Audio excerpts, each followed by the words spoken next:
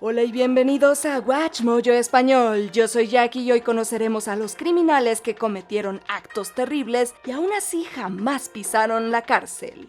Debido a que padecía una enfermedad mental, fue declarado inimputable y fue trasladado e internado en un psiquiátrico de la ciudad de San Miguel de Tucumán, en Argentina. O salieron libres para ver la luz del sol de nuevo. La Hiena de Querétaro. Esta tarde, Claudia, pues fue dejada en libertad, fue sentenciada a 30 años de prisión y pues a partir del 10 de septiembre de 1991, la mujer fue recluida en esta área de psiquiatría. Claudia Mijangos es una mujer mexicana que fue declarada inimputable por esquizofrenia tras haberles quitado la vida de manera brutal a sus hijos. Al parecer había estado fuera de sí cuando cometió los crímenes, por lo que la justicia decidió darle 30 años de internamiento en el área psiquiátrica del penal de Tepepan en Ciudad de México. Su matrimonio se desmoronaba pues se había enamorado del padre Ramón, un cura de la escuela católica donde ella daba clases. En medio de esa crisis emocional, la joven empezó a padecer ataques psicóticos. Tras cumplir su sentencia en el 2019, salió libre bajo vigilancia médica y con tratamiento psiquiátrico permanente. Actualmente se dice que se encuentra en una clínica especializada bajo el cuidado de su familia, pero realmente se desconoce su paradero. En el interior tuvo atención médica todos estos 30 años, 28 en este reclusorio, y pues una mujer tranquila, respetada, y pues ya se ha puesto en libertad. Pedrinho Matador. Este asesino serial brasileño decía haberse cobrado la vida de aproximadamente 71 personas entre 1967 y el 2003, incluido su propio padre y más de 40 convictos cuando ya se encontraba en prisión. Pedro Rodríguez Filho nació en 1954 en Santa Rita do Sapucaí, en el estado de Minas Gerais. Creció en una casa en la que la violencia era algo habitual. Su padre golpeaba a su madre. El pequeño Pedro era testigo de un infierno diario. La diferencia entre muchos de los asesinos que están en esta lista es que Pedrinho era querido por su comunidad, ya que según él les quitaba la vida únicamente a narcotraficantes, depredadores, asesinos y abusadores de menores. Lo sentenciaron a 128 años de prisión por los delitos de robo, tráfico de drogas y múltiples homicidios. Mas se você é contra a pena de morte, por que você matou tanta gente? Porque no vale nenhum. En un principio fue condenado a 400 años, pero en el 2007 se modificaron los códigos penales y pudo salir en libertad debido a los años que había cumplido. Se volvió youtuber y tiempo después le quitaron la vida fuera de su lugar de residencia. Quando eu saí da cadeia, todo mundo falou: Pedrinho tá na rua agora, tu tá saindo, vamos se esconder que o bicho vai matar de novo. Mas eu dei volta por cima, pessoal.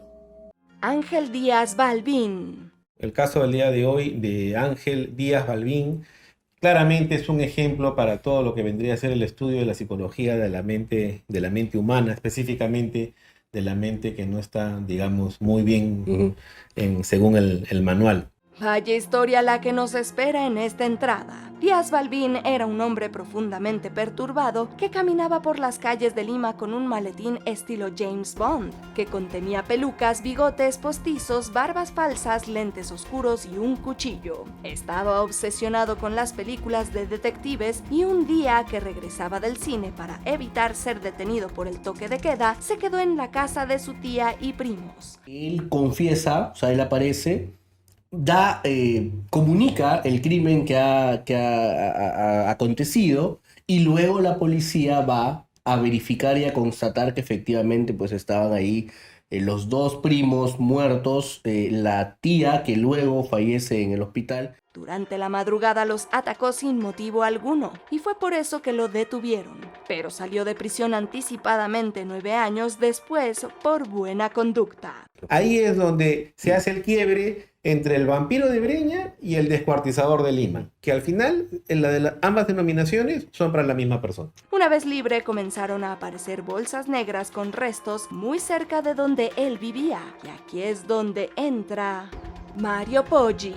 Tras los múltiples cuerpos que aparecieron en varios lugares de Lima como Chorrillos, Miraflores y Surco, la policía se dio cuenta de que en esa zona estaba viviendo Díaz Balbín, así que lo detuvieron rápidamente bajo sospecha de que él podría estar cometiendo los crímenes. Para la policía y gran parte de la población no existen demasiadas dudas. Díaz Balbín coincidía con las descripciones de las testigos y asesinó a 3 de sus familiares de forma brutal. Solicitaron los servicios del psicólogo forense Mario Poggi para sacarle una confesión, pero este pidió hablar a solas con él, momento que aprovechó para quitarle la vida. Protagonizó una película sobre su vida titulada Mi crimen al desnudo, la cual ni siquiera recaudó el dinero suficiente para recuperar la inversión. Fue encarcelado, aunque nunca mostró arrepentimiento, pues incluso dijo que había salvado a la humanidad por acabar con el monstruo. Y parecía fascinado por toda la atención que estaba recibiendo. Se vestía de forma extravagante e incluso se tiñó el cabello de color verde. Toda esta exposición solo sirvió para evidenciar que se trataba de un sujeto profundamente trastornado. Solo pasó 5 años tras las rejas antes de salir libre. Por cierto, los crímenes no se detuvieron sino hasta años después de la muerte de Díaz Balbín, el vampiro de Niterói.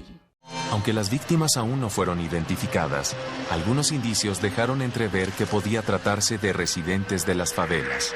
En muchos casos los criminales no quedan precisamente libres, pero sí con muchas libertades debido generalmente a que son considerados inimputables.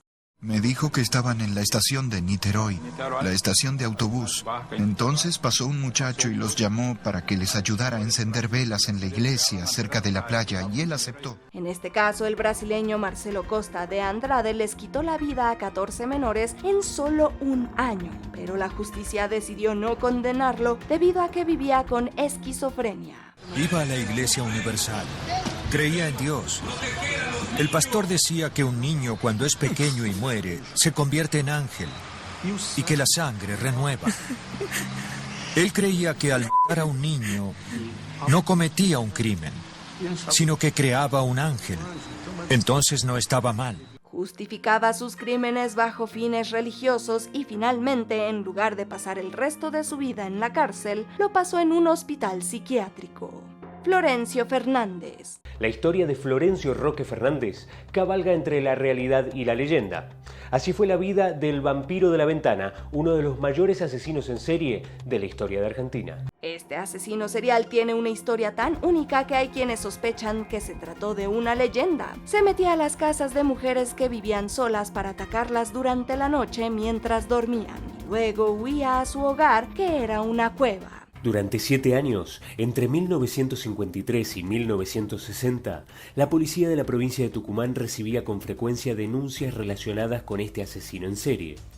Tal era la trascendencia que se le otorgaba a Florencio Fernández que su protagonismo comenzó a aumentar en los medios de comunicaciones nacionales de aquella época. Sufría de fotofobia, por lo que no podía exponerse a la luz solar, y fue precisamente en su extraña morada que la policía llegó a detenerlo. La historia cuenta que Florencio probablemente sufría de esquizofrenia, por lo que fue considerado inimputable. Y fue trasladado e internado en un psiquiátrico de la ciudad de San Miguel de Tucumán, en Argentina. Jamás pisó la cárcel, sino un hospital psiquiátrico en el que se le perdió la pista. Él come gente. Dorangel o Dorancel Vargas es un venezolano que cometió crímenes bastante atroces. Vivía con esquizofrenia que fue empeorando conforme se iba desarrollando debido a que nunca recibió tratamiento. Me hace falta comer gente, por lo menos. Un ejemplo. Comer gente. Porque ya tú sabes cómo es la cosa. Las cosas son normales, ahora independiente, todo independiente. Hacer todo lo que le provoque a uno y más nada. Cometió varios crímenes, por lo que lo recluyeron en un centro psiquiátrico, en el que atacó a uno de los trabajadores. Después, por motivos que muchos seguramente no entendemos, las autoridades decidieron después de muy poco tiempo que Dorancel ya era funcional para vivir en sociedad y lo liberaron. Una vez en libertad, regresó a las calles de San Cristóbal y se instaló en una precaria choza cerca del río Torbes, en una zona boscosa frecuentada por deportistas. Y es ahí donde comenzó su serie de crímenes más brutales. Naturalmente volvió a cometer más crímenes, así que las autoridades lo recluyeron de nuevo. En mes y medio de tratamiento él se recuperó. Que llama usted que se recuperó, o sea, bueno, que se estaba en condiciones normales. O sea, él no hizo evidencia de ningún signo patológico ni de personalización. El chalequero. Este caso es bastante peculiar y una muestra de cuánto puede llegar a afectar la mala burocracia a la sociedad. Un homicida que, curiosamente, actuó a la par que Jack el Destripador horrorizaba las calles de Londres. Atemorizó Ciudad de México asesinando a unas 20 mujeres a finales del siglo XIX. Francisco Guerrero Pérez fue el primer asesino serial del que se tenga registro en México, con 20 mujeres como sus víctimas mortales. No mostró ni una pizca de arrepentimiento ni antes, ni durante, ni después de su sentencia, y lo que sucedió en su caso fue francamente negligencia. Contaban que se le reconocía por vestir un chaleco de charro, lo que acabaría por darle el seudónimo con el que alcanzó su terrorífica fama, el chalequero. Había sido condenado a muerte por un crimen, pero el mismo presidente Porfirio Díaz revocó la sentencia y la cambió por 20 años de prisión. Poco después, debido a un error inexplicable, se le concedió el indulto y regresó a las calles a caminar como un hombre libre. Con el tiempo su figura pasó a convertirse en una leyenda del crimen, rodeándolo de cientos de historias que probablemente sean imposibles de corroborar. El monstruo de los Andes. Pedro Alonso López es un asesino serial que cometió más de 300 crímenes en Colombia, Ecuador y Perú. Y aunque las comunidades indígenas ya lo habían denunciado en varias ocasiones, las autoridades hicieron caso omiso. Mi compañero de causa, o sea, mi compañero de andanza, me enseñaba las infracciones que él cometía, ¿no? Para que a mí no se me borrara esos sitios, que yo hacía unas anotaciones. Y eso me sirvió para darle una mejor investigación a los hechos. No fue sino hasta que salió a flote una fonda clandestina y capturaron a Pedro por un crimen distinto que confesó todas sus fechorías, por las cuales fue condenado a 16 años de prisión. No me han cogido flagrante en el hecho. Se me sigue un juicio por ley como atenuante, porque era mi deber llevar a la policía, donde estaba en impunidad, la osamenta de cadáveres por parte de la justicia y la sociedad. Tras cumplir su condena en ese país, fue extraditado a Colombia, en donde lo declararon inimputable por trastornos psiquiátricos. Pedro Alonso López obtiene su libertad tras 14 años de prisión en el ex penal García Moreno. Él fue juzgado por 15 crímenes y violaciones, pero tiene un centenar de acusaciones. 4 años después fue declarado sano y puesto en libertad. Aún no hemos llegado al final, pero ya casi. Solo no olvides suscribirte a nuestro canal y activar la campana para recibir notificaciones de nuestros videos más recientes. Ahora sí, vayamos al final. El Goyo Cárdenas. Hay que recordar que él estudió química. Él aseguraba que le inyectaba cierta sustancia a los cadáveres para que precisamente no fueran reconocidos. Lo que se sabe es que cuando llegan los investigadores no tenían idea de que estaba en un patio enterradas todas sus víctimas. De lejos, este es el peor escenario en el que un asesino podría salir caminando libre de la cárcel. Gregorio Cárdenas fue un criminal mexicano que se cobró la vida de 3 mujeres e incluso se atrevió a consumir a su última víctima. En un principio su madre intentó recluirlo en un hospital psiquiátrico para que no lo atraparan, pero de todas formas terminó en la cárcel. Sí, se había demostrado que era muy inteligente como para que le dieran tanta libertad, entonces decidieron ahora sí tener mano dura con él y ahora sí lo meten a Lecumberri, al Palacio Negro de Lecumberri. El 8 de septiembre de 1976, el entonces presidente Luis Echeverría le concedió el indulto presidencial por supuestamente haberse rehabilitado e incluso se presentó en la Cámara de Diputados, en donde le aplaudieron su triunfo.